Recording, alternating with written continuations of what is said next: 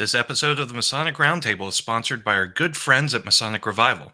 Brother Edgar and his Masonic design group have inspired elegance for the modern Freemason since 2009 by providing a wide selection of quality Masonic apparel, aprons, accessories, and humidors. Check out Edgar's amazing selection of apparel or partner with him to create something custom for your own lodge by visiting www.masonicrevival.com. Isn't it about time for a Masonic Revival?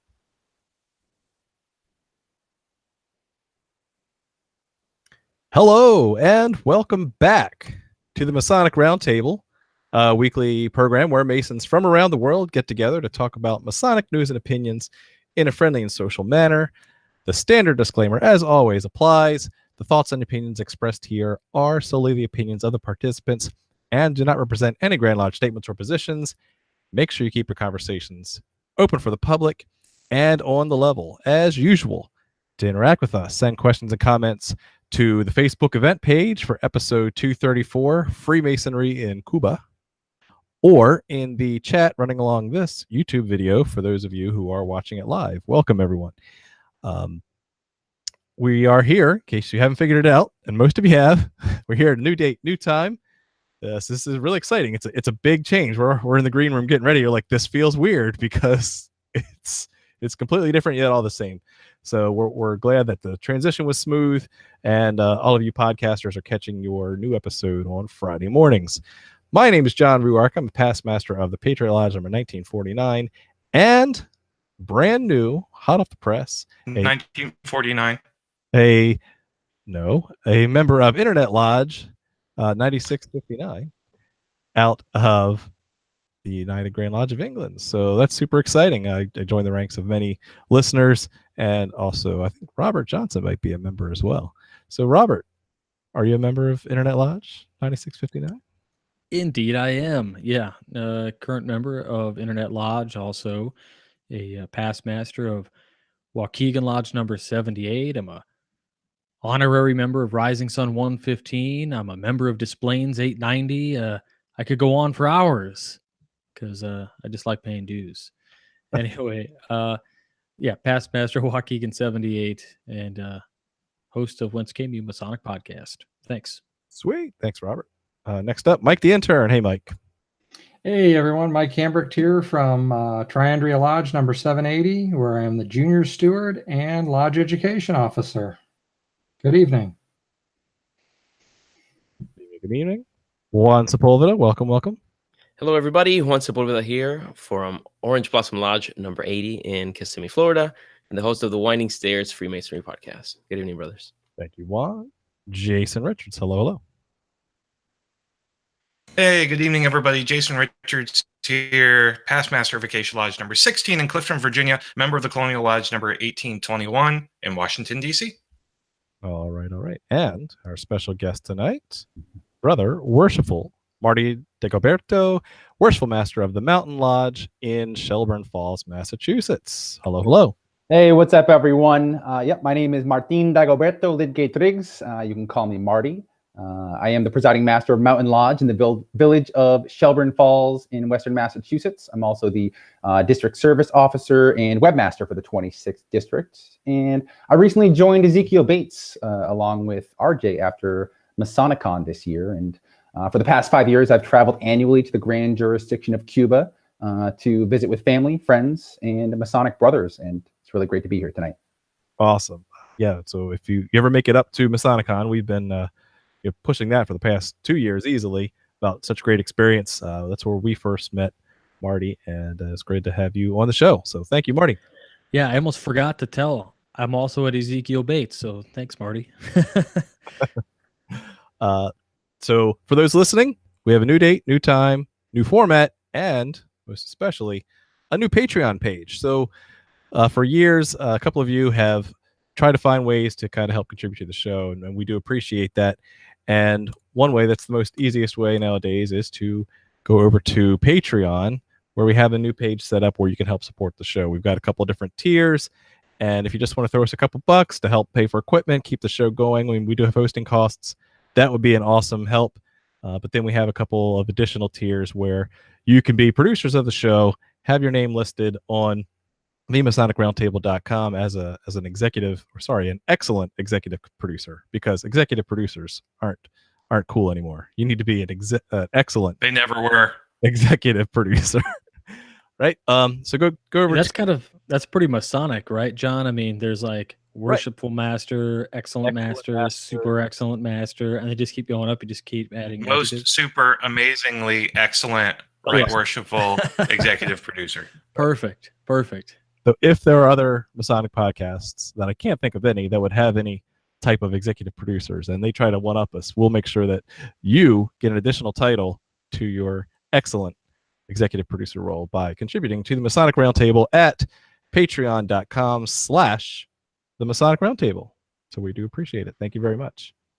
It's okay. Those other podcasts won't have their tech break and then run their backup podcast on the same night as TMR anymore because we've moved. I have no idea what you're talking about. Wink, wink, nudge, nudge. We love you guys. Alrighty. Thank you very much. New show. Let's get into it. Diving right into tonight's topic, Freemasonry in Cuba. Now, Brother Marty has done a lot of research, a lot of visiting, and we just thought we would let him wax poetic about his experience, the history, and anything else he wants to share. So take it away, Marty. Oh, all right. I guess I will start. So if we want to start with talking about the history of Freemasonry in Cuba, to provide a bit of context, I'm really looking forward to sharing some of my personal stories and experience and just my own observations. But starting with the history, the first lodge chartered in Cuba was chartered under the Grand Lodge of Pennsylvania in 1804. And it was founded by the famous French-Haitian Freemason Joseph Cerno, who I think you guys did an episode on recently. Did the Cerno right recently? That's right. Yeah. But so the assembly of Freemasons was actually forbidden under Spanish law. So this lodge that Cerno started and several other early lodges failed. But there were, several of the Spanish officers who ruled the island were Masons. And so from time to time, the craft was tolerated. But they were forced to work in absolute secrecy for fear of deportation, and not only that, forfeiture of their property.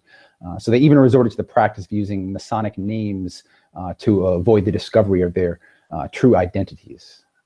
But I did find that the three lodges which eventually formed the first Grand Lodge of Cuba were chartered under the Grand Lodge of South Carolina, actually, and did so in 1859. But not long after that, the 10 Years' War, the first and ultimately unsuccessful attempt at independence from Spain, was started in 1868 by Venerable, as we would say, worshipful brother Carlos Manuel de Céspedes, who was a supremely famous figure in Cuba. And the Cuban people, it should be noted, were, at that time, a very unique mix of Spaniard, but also African, as well as native cultures, and they desired to be free from their colonial rulers for many different reasons. So the Masons then at the time became regarded by the Spanish as revolutionaries, so they had to suppress their Masonic work. So during the 10 Years' War, the number of lodges fell from 30 down to 7, and that was the year of a massacre at San Juan de Wilson, which I'll touch on in my presentation.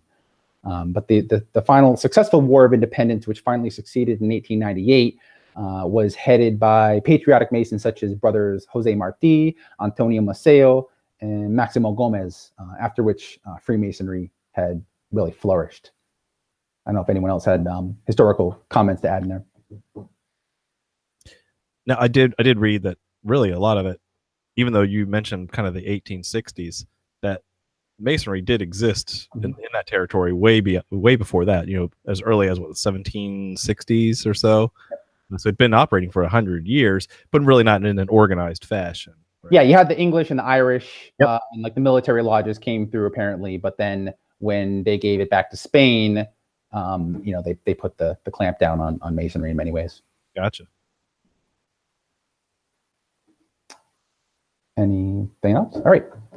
Well, I mean, I just want to say that it's really been great to connect with you all. The host of TMR, I feel like we really connected at the 300 celebration last year. And I still need to get one of those charters, by the way. You guys still got those? We might have a few.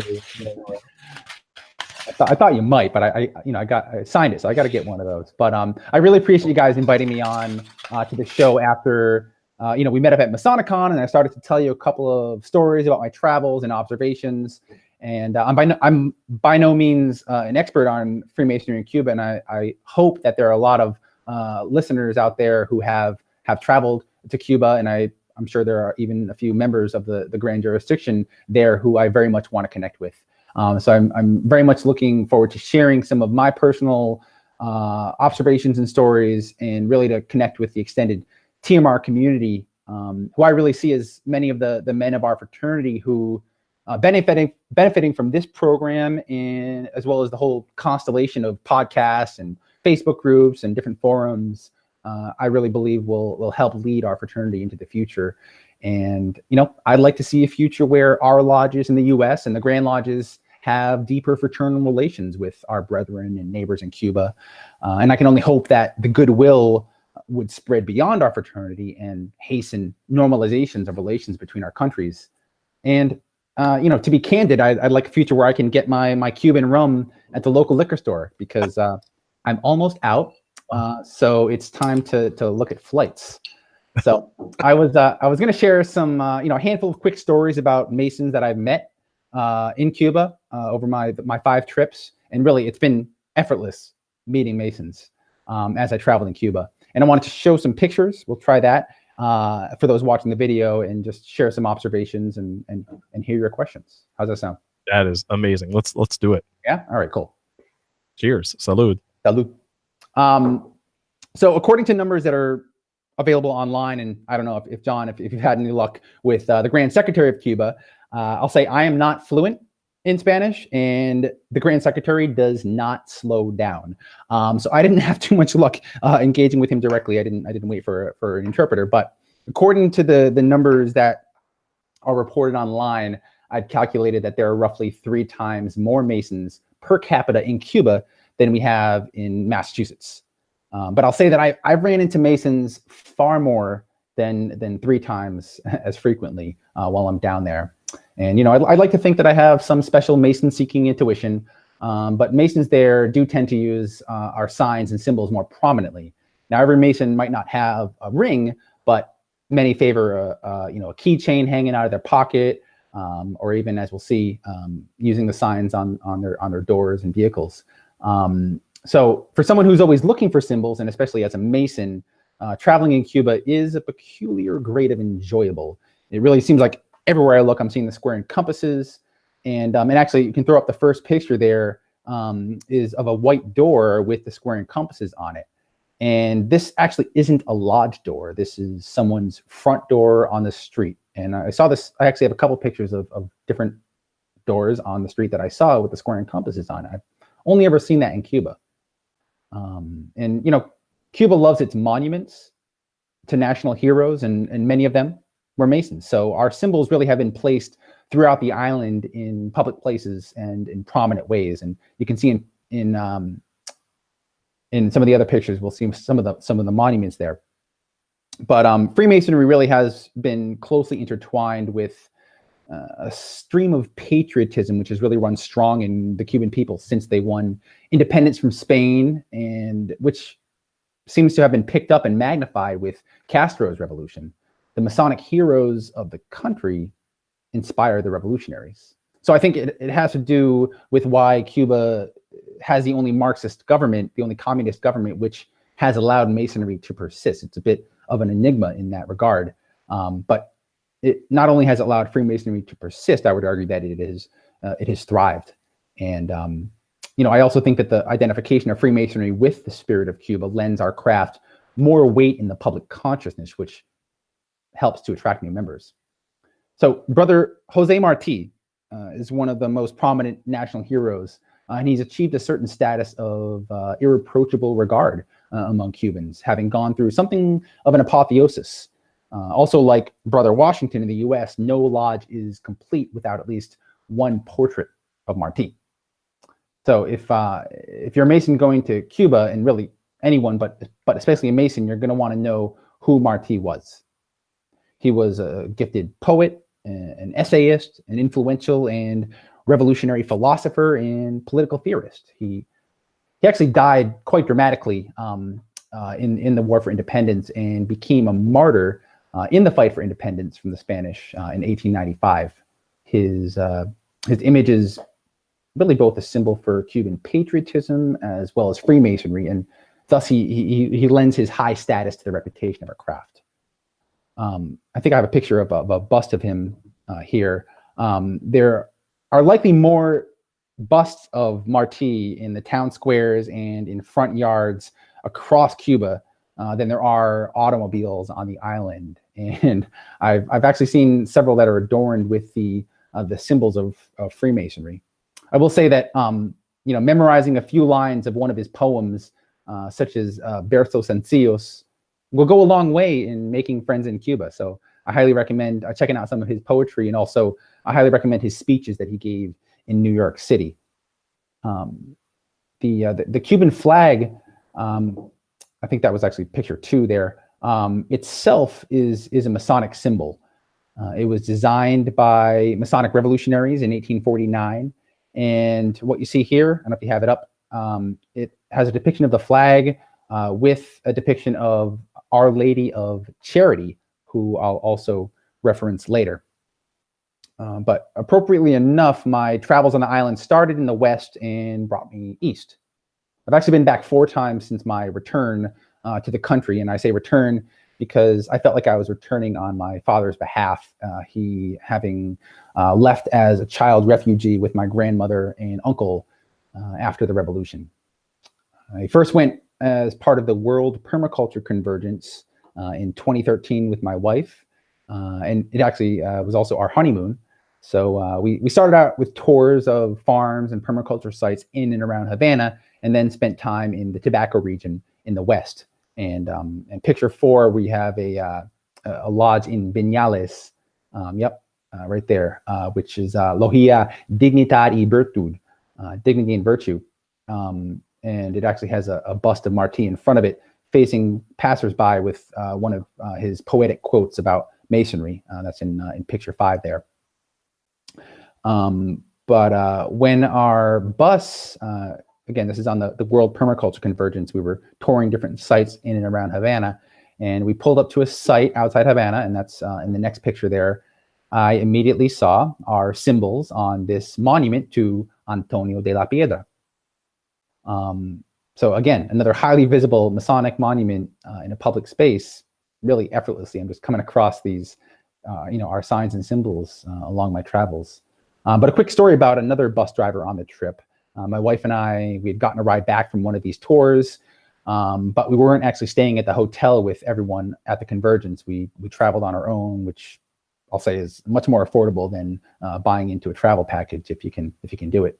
But getting off the bus, I noted a Square and Compasses decal, pretty much, right on the dashboard, so you couldn't miss it entering or exiting the bus. So I exchanged a handshake and asked my brother where I could find a taxi, of course, as best as I could.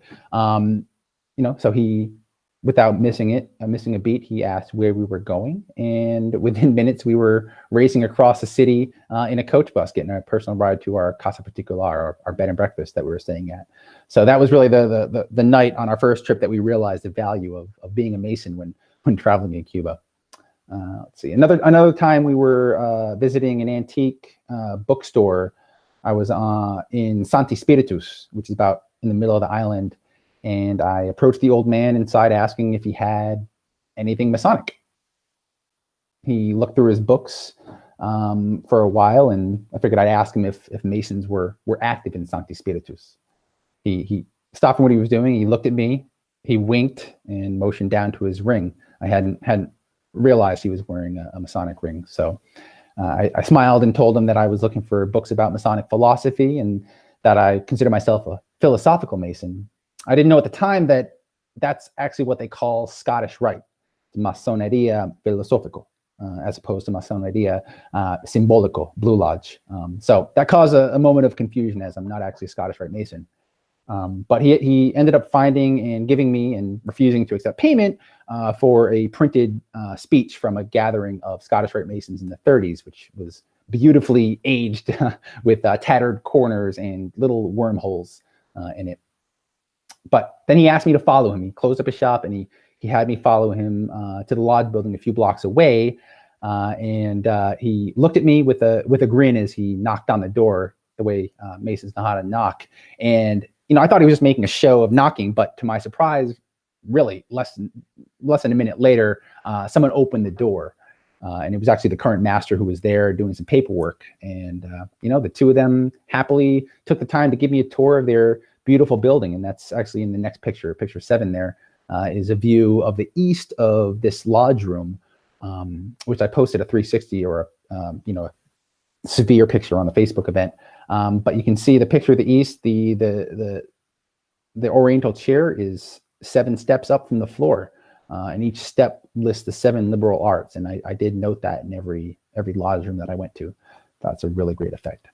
But anyone familiar with Cuba and the economic situation there knows that they don't have a lot of resources for beautification or even basic maintenance and repairs. But with the Cuban spirit and the effort, they really make the best with what they have, and no expense or effort is spared in beautifying and adorning their Masonic buildings as best they can, and often to great effect.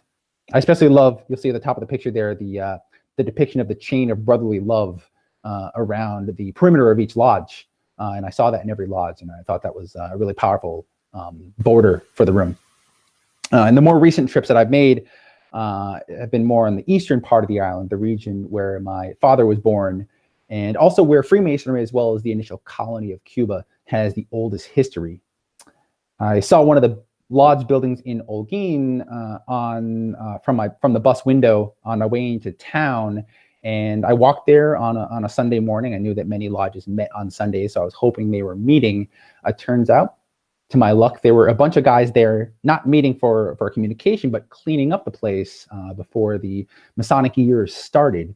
So I actually learned that this was the first week of the new year, and I later learned that the lodges in Cuba are in darkness from, I think, October until the 2nd or 3rd week of the new year. So I lucked out because I introduced myself, and my family was there. My wife and daughter were there, and they excitedly invited us into their courtyard where several brothers were preparing an amazing meal over a fire. And I had throughout my time I was traveling, I had my documents with me in case I came across a Mason. So I had my official letter from the Grand Secretary's office with the Grand Seal on it, which apparently they were impressed by. And they invited me to be their guest of honor for their next communication the following Tuesday, which was the first of the Masonic year. So I have a picture number 8 there, me with the brothers of Lojia Calixto Garcia Lodge. So that Tuesday I was received into the lodge in a very formal way. But before entering into the lodge, I wanted to share that Tyler, without saying anything, came up to me, grabbed my hand, took the ring off my finger and flipped it around, and let me know without any words that in Cuba it's points out and there's no debate. So I've been wearing it that way since. Figured you guys would like that. But obviously I can't describe in this venue the precise procedure for how I entered into the lodge. But I'll say that it was rather intense. They then seated me at the right of the master in the east and presented me with a nice printed letter to my mother lodge, actually in both languages, echoing my own sentiments about the fraternal ties I was there to build. So I sat through about half of the meeting doing my best to follow along, nodding my head, at least in context, until they asked me if I understood what they were discussing. But the master actually just asked me in the middle of it, in front of everyone, and I really wasn't following more than 5 or 10% of it. So after a chuckle went around the lodge, a brother moved to sit behind me and began interpreting in my ear, which was quite appreciated. That was Brother Venerable, worshipful Brother Carlos Batista, who has become one of my best Cuban Mason friends, along with Carlos Suarez, who actually is on Facebook, and which is more common for Cubans each day. And I think he just joined the Winding Stairs, so I'm hoping he's able to listen now or later. But the next picture I have is me with the two Carloses. And Carlos Suarez really is a very warm and loving character. And he gave me this keychain that you see in the photo, and that I have here, that really, it's become one of my most treasured Masonic items. It's really, I think it's probably just aluminum and leather. But like I said, this is one of the identifiers that Masons have Masonic keychain in Cuba. And I almost lost it one time, and I was really devastated. I was glad to find it. But one thing that he said to me, that Carlos said to me, that will always stand out was, remember, between the square and compasses is the heart. I thought that was really simple and beautiful. So the next picture is Brother Michael. I met Brother Michael on my first pilgrimage to the most sacred chapel in Cuba. It's the shrine of Nuestra Virgen de Caridad, Our Lady of Charity, and she's a version of Mary, who is the patroness of Cuba. And so I was walking past all the stands where people are selling offerings like flowers to put at the altar and souvenirs. And I tried to politely pass him by at first, assuming he was trying to sell me something, or worse, and unfortunately common, make an attempt at conning me. But then I noticed him point at my keychain as he tried to ask me a peculiar question. And so I realized he was a Mason, and followed him back to his little store, where he gave me a statue of Our Lady of Charity, which I have right here. And he walked me to the lodge building, and found two other brothers of the lodge to talk with me. And so I shared a bit about my family history with them. And at the time, I wasn't sure that I should even try to reconnect with distant family members who I'd never known, who've been separated by decades of division and animosity between our countries. But all I had was an address and a name of my grandmother's brother, really only ever having a brief phone call in broken Spanish with his wife a few weeks before. But Michael gave me the assurance and the confidence to seek them out. He really assured me that my family would greet me with love, and he was in fact correct. And I've since had a very powerful and healing reconnection with my relatives. And I even last trip, I met an uncle, literally, that I didn't know that I had. Michael, so Lojía San Juan de Wilson, Michael's lodge in Cobre, is named for the 10 Masons killed at San Juan de Wilson by the Spanish in 1870. And one of those Masons was actually the former Grand Master of the Grand Lodge of Cuba, Jose Andres Puentes Badel, who was known to have supported the conspiracy of the Freemasons against the Spanish. So picture 10 is actually of their grave and monument in Santiago de Cuba, which is quite impressive, with a broken column there. And that's really a very short distance from an even more impressive monument to Jose Marti. The next picture I have is a memorial to Marti in another town square. I wanted to note that for their participation in the interest of Cuban freedom, Freemasons were recognized by the First National Congress of History in 1942. And I wanted to share a quick quote from a proclamation that, quote, "Masonry has been at all times since its foundation, the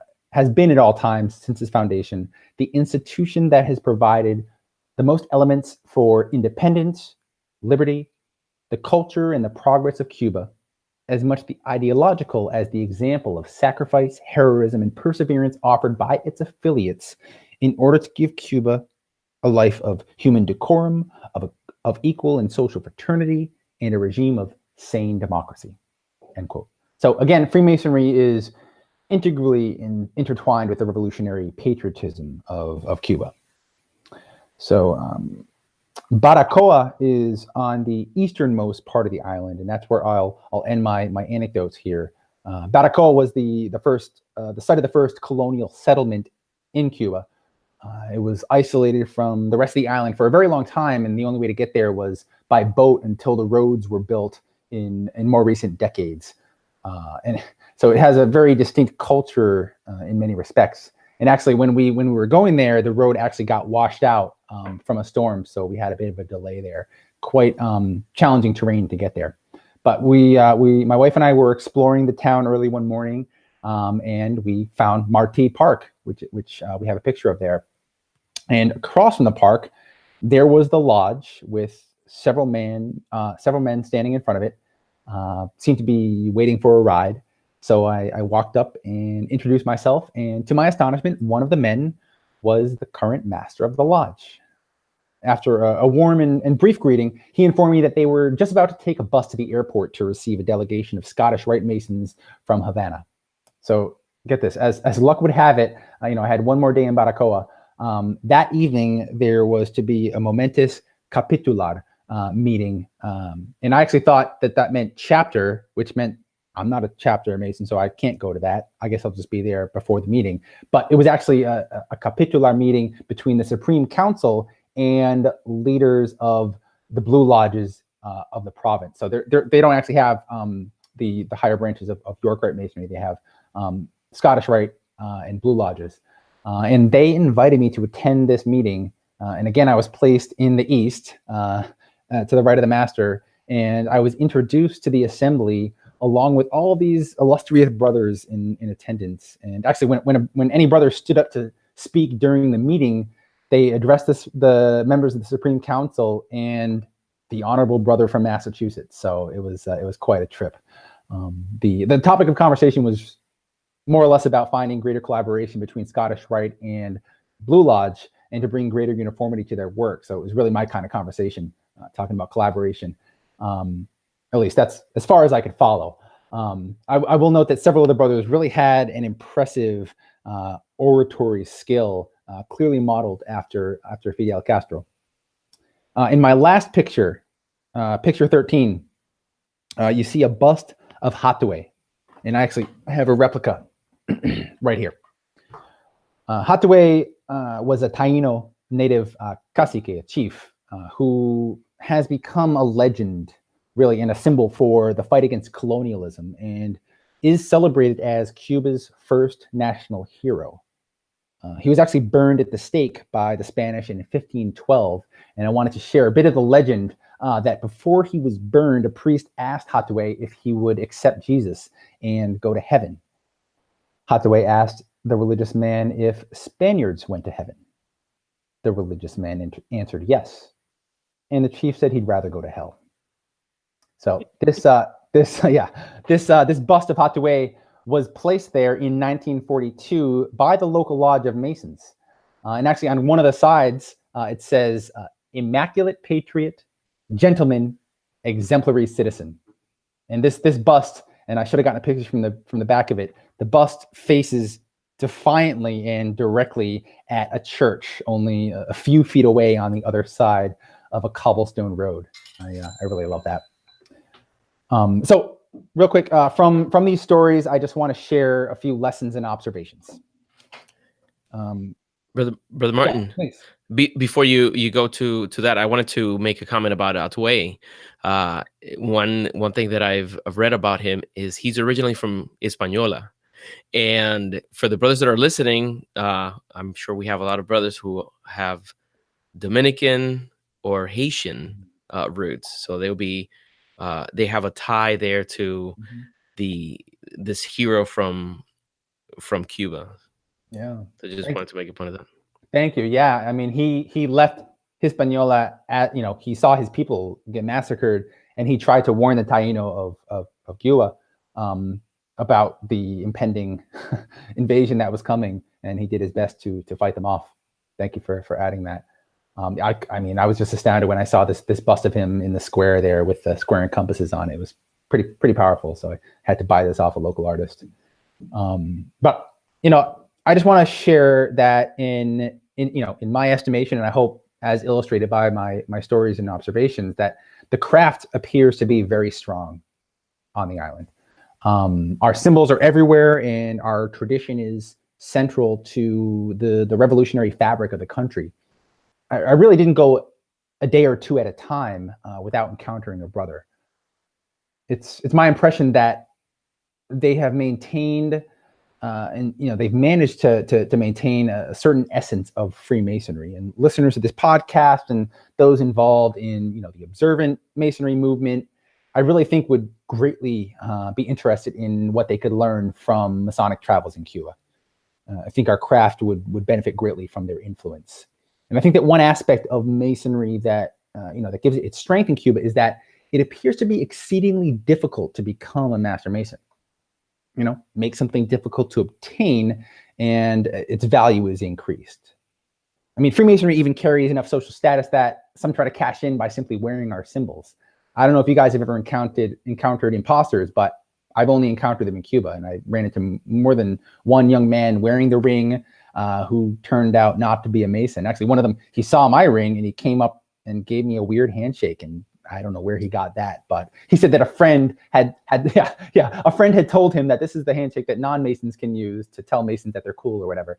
But I've something like this. Yeah, exactly. But I did learn this is interesting. One of the routes into the fraternity is actually by first joining another fraternal order that's unique to Cuba, known as Caballeros de la Luz, Gentlemen of the Light. It was started in Philadelphia in 1873, but that's the only lodge outside of Cuba. But apparently, a potential candidate may spend years in Caballeros before attracting the attention and earning the approval of Master Masons who are part of Caballeros de la Luz, which actually is also a co-ed fraternity, and there's a couple good articles online about it. My brothers in Holguin also gave me the gift of a concept of la cantera, the quarry, in the context of membership. And I know you guys just did an episode on laboring in the quarry. Seeing the quarry as a place from which we prove and select potential stones before beginning the building process, where we find men who can and survey the men before we admit them to the lodge. And I think that this is the kind of labor in the quarries that might be lacking in too many jurisdictions.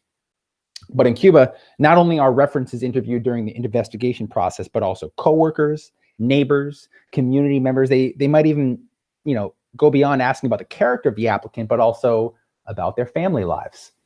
But those select few who are admitted through the West Gate are significantly tested and informed.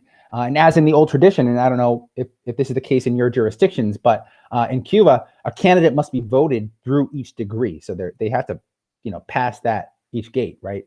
And rather than a brief 3 months or less, which is common in many U.S. jurisdictions, the entire process in Cuba takes no less than 18 months. They have to attend several meetings between each degrees, go to visit other lodges, assist in the relief of sick and distressed brothers. And one entered apprentice I met in Santiago, he showed me a list on his phone of more than 50 PDFs that he was given by his mentor to read and talk about before he would let him progress. I haven't yet had the privilege of witnessing degree work in Cuba, but I hear it's quite impressive. I've even heard that sometimes Cuban Masons, upon moving to the U.S. and frankly being disappointed by the work they find, Are they underwhelmed? Yeah. Well, they not only that, they choose to willingly join clandestine lodges in order to maintain their traditions. Wow. So I'll stop there. Well, that's great. Thank you very much, Marty, for being a wealth of information. Been fascinating with the spread of history and context and just the fraternalism that you experience. And so, again, thank you for sharing your experience with all of us and with all the listeners. So I'm sure you could just probably talk for hours upon hours about it too, because of all the unique experiences you've had. But I think this was great for what we're looking for tonight, and I know that I've learned a lot. So let's go around for any final thoughts from the hosts and any shameless plugs as well. Starting with Robert Johnson. Anything else you want to ask Brother Marty? I guess not so much a little bit, I guess. So when we had the whole thing a few years ago about being able to go to Cuba again, right, when they lifted embargo and we could travel there, they talked to us about just about the only way for normies like myself to go would have been on some kind of an educational grant where we'd had to prove that we visited so many historical sites and museums or whatever. And it seemed like that was really the only way to go. Marty, if you're just Joe Schmo like myself, how do I go to Cuba to check this stuff out? Is there even a way anymore? Well, we could do a whole hour on tips and tricks and travel advice for Cuba, and I deliberately was focused on the Masonic aspects, but this is a very important part of it. And of course, as Masons, we all want to be peaceable citizens, conforming with the laws of our country. That being said, there are above board ways that folks from the U.S. can go to Cuba. Basically, when any one of you could go and book a ticket on JetBlue right now from for Fort Lauderdale or Miami to Cuba. But when you're about to board the plane, you have to sign an affidavit saying that you're going there for one of 13 or 14 different legitimate reasons. One of them being related to a Cuban, which within 3 generations, which I'm able to go whenever I want for as long as I want. But one way that you might go is whatever your profession is. There might be a conference on the island that you can go. I was just talking to a potential candidate earlier tonight who owns a restaurant, and he wants to go to Cuba. And I said, well, you can go and study culinary arts there. And as long as you maintain an itinerary of where you're going, who you're talking to, and you can, sign that affidavit saying you're going for X, Y, and Z reasons, in theory, you should be covered. It's worth noting that no one, to my knowledge, has ever been prosecuted for any violation of traveling to Cuba. But again, we want to follow the spirit and letter of the law. But you can find ways to go there. I haven't yet tested to find out if Masonic travel counts as something within our work, but it might be something worth trying. I could just say, yeah, I've got family there, like 1,000, 2,000 brothers. Well, you probably have to provide proof. Yeah, probably. But yeah, that's or not. I just I got to thank you for coming on, because you've really dispelled and a lot of the weird things that I've heard about traveling in Cuba, as far as its Masonry and its practices. So this has been fantastic. I can't thank you enough for coming on, and as always, for being a general supporter of Masonic education and being out there. And I remember when I first met you, Masonicon out there, it was you were just a bright light soaking up. You were a sponge soaking everything in, and then you were like, yeah, I'm going to be master in just a few years, and here you are. So congratulations, and it's just been awesome to see you progress and do your thing. So thanks very much, and thank you very much for the work you do as well, for your nonprofit work. Appreciate that. Thank you. Absolutely. All right, thank you, Robert. Mike the intern. Absolutely fascinating. I mean, I actually loved listening to all of this. You said something as you were going along at one point, and I only caught a piece of it, but had to do with they don't have the some of the higher degrees in the York Rite. Was that what I heard correctly? Yeah, to my knowledge, they don't have York Rite there. I mean, so it's confusing, and I haven't quite figured this out, but some Blue Lodges, their work is York Rite. Right. And so I saw a printout of their opening and closing, and it said Rito York Rite. Okay, but they don't have anything beyond the 3rd degree York Rite there. Oh, okay. So yeah, just Scottish Rite. They don't have the shrine. Which would make sense, because a lot of the islands have more of a Scottish influence, Scottish degree. So yep. Anyway, thank you very much for coming on. This was great. I learned a lot from you. I actually started reading about it the other day, and then I went to the guys. I said, so what are we doing again with this show? And they told me about you, and I went, oh, well, I don't have to keep reading right now. Very good. Awesome. Good. All right. Thanks, Mike. Yep. Next up, Juan Sepulveda. All right, brother Dagoberto, thank you very much again. It's been a pleasure seeing you after over a year since we met over there in Virginia. But it's really cool to hear the experience you've had about seeing all these monuments, because before having that interaction and seeing what's available over there, one may assume that because it's a communist country, that it would have some sort of distance from. One second. That it may have some kind of distance with an organization like Freemasonry. So, but it's surprising to see how ingrained into the culture Freemasonry is. And I've heard some theories in addition to what were discussed, but I'll reserve those for the brothers that I speak to in person. Now, the one thing that I wanted to mention, well, two things, very quick. I spent one day in Cuba in August, and I was blown away by the beauty and the friendliness and many great things. But there was a moment in which I'm having a conversation with my wife about the bus drive, not the bus driver, but the tour guide that's in a bus that I was in. And this man was super funny, incredibly intelligent, very witty. And I said, man, I really like this guy. And like no more than 5 minutes later, he walks all the way to where I'm sitting to say something to the lady next to me. And he puts his hand on the headrest of the person in front of me. Lo and behold, he had a Masonic ring on it. So on our next stop, we were going to procure some habanos and some rum. And I made it a point at that moment to approach him and very discreetly say something to him. And when he realized what I was telling him, he opened up his eyes real big and he gave me the biggest hug, and he hugged my wife, and he's like, oh my God, like a brother recognizes another in his travels, he said. And I was like, it felt so good that we went from being just clients of sorts to being like long lost friends. And so it was very beautiful. Now, very quick, the second experience, I have a brother here in the States who came from Cuba as an active Mason, and he's been here for years and haven't had a chance to go to lodge.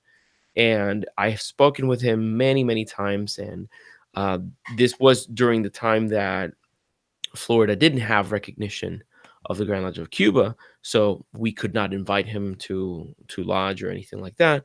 But he would express himself so he had these fond memories of spending time with his brothers in lodge, that he missed that fellowship, that he missed the instruction and everything. So we finally had an opportunity to extend an invitation to him very shortly after we resumed amity with the Grand Lodge of Cuba. So it's having seen Masonry anew through his eyes, seeing the Masonry I'm familiar with and getting an idea of what Masonry is in Cuba through his anecdotes. It's been quite fulfilling. So if you have a Cuban brother in your midst, and it doesn't violate your obligation, indulge in the fellowship and brotherly love. So I'll say goodbye for now, because I know we're reaching our time. Thank you, brothers, for supporting the show. Make sure that if you watch this, you didn't miss it, let all the other brothers know that we're here on a new time and date. And we hope that it's more convenient for you as it is for us, and that you enjoy it as much as you have until now. So thank you again for all your support. And Brother Martin, I'll love to see you soon, brother. Yeah. Very good. Jason. So this is a really interesting episode, Brother Marty. Thanks so much for coming on and just sharing a little bit of a glimpse into a world that, frankly, a lot of us and a lot of folks in the world just don't have any insight into. So, I love the episodes where we talk about different jurisdictions and how we're different. And so we break ourselves out of this provincial Masonry that, my jurisdiction and my way of doing things is the right way in Masonry. And that's just not the case. And so one of the best things about this show in particular is we get guests like Brother Marty on, who show us a whole different side to the Masonic fraternity. And it's always cool. And it's just, it's one of the big reasons why we keep doing this week after week. So everybody, thanks so much for coming along with us on the time change and the day change. I understand that it doesn't work for some of you, but we needed to do this so that we could keep the five of us going strong for the foreseeable future. So we appreciate your patience with us. And of course, the moment we do our big change is the moment that the feed goes down on us. But Can't those win. guys. It's those guys from that other podcast getting revenge. No. Want to give a special shout out to worshipful brother Roger Busico and brother Andy Christopher from Ocean Lodge number 89. They had John and I up there in the Jersey Shore back last week to do some educational programs for their lodge as part of their 150th anniversary of their chartering. And we had a great time. Andy treated us to a bunch of different Jersey Shore pizza, and it was absolutely fantastic. John and I stayed in a hotel that was haunted, which was interesting. Of course, true story. And it's not the hotel that Roger and Andy wanted to put us up in, but it's the hotel my wife wanted to stay at. So I blame her fully for that. Yeah.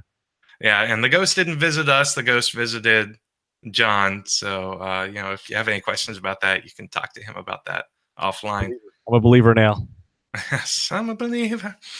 Anyway, we're looking forward to seeing you all next week. Next week's going to be our Halloween show. We're talking about Brother Harry Houdini. It's going to be a fantastic episode. So with that, I will turn it over back to you, John. Everybody, before I do that, go check out our Patreon page. We've got some new pins that are going to be coming out at some point. And I submitted the order form today, and they're going to be unlike anything we've ever done so far. So I'm really excited about them, and they are part of our Patreon. So if you're a Patreon subscriber at a certain tier, you're going to get one of them, and you're going to want one of them. So they're awesome. So back to you, John. Yes, they will be very unique, unlike anything you've probably seen before. Go check that out at patreon.com/the Masonic Roundtable. That'll keep us going for many, many years to come. Go check it out. And okay, and now we'll switch over to Brother Marty. Brother Marty, final thoughts. Great. So I just want to close by, observing that Masons in the U.S., we have a neighboring jurisdiction where more than 30,000 brothers and over 300 lodges practice a strong lineage of our craft. And I very much want to see greater Masonic exchange between our jurisdictions for many reasons. While, not everyone can easily travel there under current law, and, there are always ways to go there above board. In the meantime, more Cubans are getting online each day, and that allows us to connect. I really want to help connect with other U.S. Masons who have or plan to travel to Cuba, even if they have to wait for normalization, which could happen soon. And really start a discussion group, so to speak. We can share connections, travel tips, places to stay, contacts for Mason drivers and guides. We can also coordinate to bring Masonic regalia and other supplies which are hard to come by on the island. For instance, I'll be proposing to my lodge next meeting that when we get our new set of officer aprons from Masonic Revival, we donate any serviceable aprons to a lodge in Cuba. So if anyone's interested in connecting on these matters, connecting with other Masons that have or want to travel in Cuba, please do email me at Marty, that's MARTY,